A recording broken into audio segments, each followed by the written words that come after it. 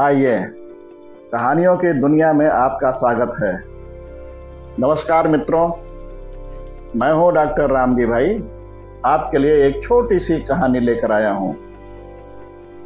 लखनऊ में एक चर्चित दुकान पर लस्सी का ऑर्डर देकर हम सब दोस्त यार आराम से बैठकर एक दूसरे से बातें करने में लगे ही थे कि लगभग एक 75-80 साल की बुजुर्ग स्त्री पैसे मांगते हुए मेरे सामने हाथ फैलाकर खड़ी हो गई।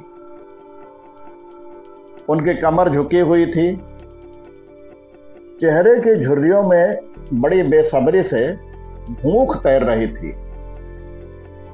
आंखें भीतर को धंसे हुए किंतु सजल थे। उनको देखकर मेरे मन में न जाने क्या आया कि मैंने जेब में सिक्के निकालने के लिए डाला हुआ हाथ वापस खींचते हुए उनसे पूछ लिया, दादी लस्सी पियोगी?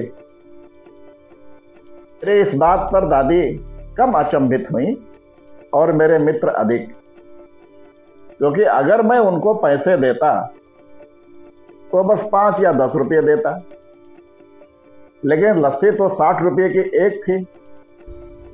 इसलिए मेरे मित्रों को लस्सी पिलाने से मेरे गरीब हो जाने की और उस बूढ़ी दादी के मुझे ठग कर अमीर हो जाने की संभावना बहुत अधिक बढ़ गई थी।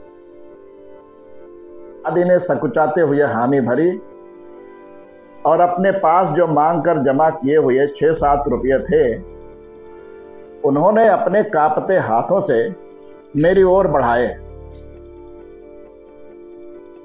मुझे कुछ समझ में नहीं आया तो मैंने उनसे पूछा, ये किस लिए? बोली, इन पैसों को मिलाकर मेरे लस्सी के पैसे चुका देना बाबूजी। भावुक तो मैं उनको देखकर ही हो गया था। रही बची कसर उनकी इस बात ने पूरी कर दी। एकाएक मेरी आंखें छलछला आई और भरभराए हुए गले से मैंने दुकान वाले से एक लस्सी और बढ़ाने को कहा। उन्होंने अपने पैसे मुट्ठी में बंद कर लिए और पास ही जमीन पर बैठ गई।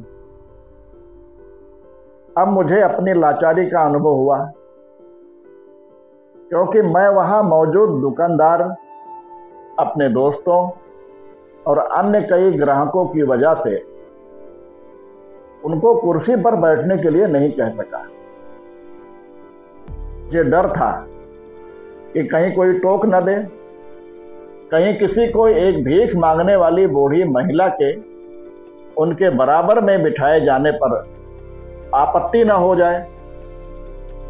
लेकिन वो कुर्सी जिस पर मैं बैठा था मुझे काट रही थी।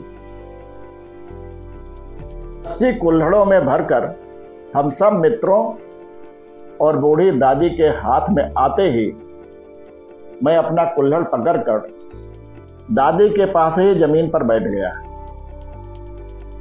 कि ऐसा करने के लिए मैं तो स्वतंत्र था। इससे किसी को आपत्ति नहीं हो सकती थी। हाँ, मेरे दोस्तों ने मुझे एक पल तो घूरा, लेकिन वो कुछ कहते उसके पहले ही दुकान के मालिक ने आगे बढ़कर दादी को उठाकर कुर्सी पर बैठा दिया और मेरी ओर मुस्कुराते हुए हाथ जोड़कर कहा, ऊपर बैठ जाइए साहब। मेरे यहाँ ग्राहक तो बहुत आते हैं, किंतु इंसान कभी कभार आता है। अगली बार फिर ऐसी ही एक नई कहानी के साथ आपसे फिर भेंट होगी।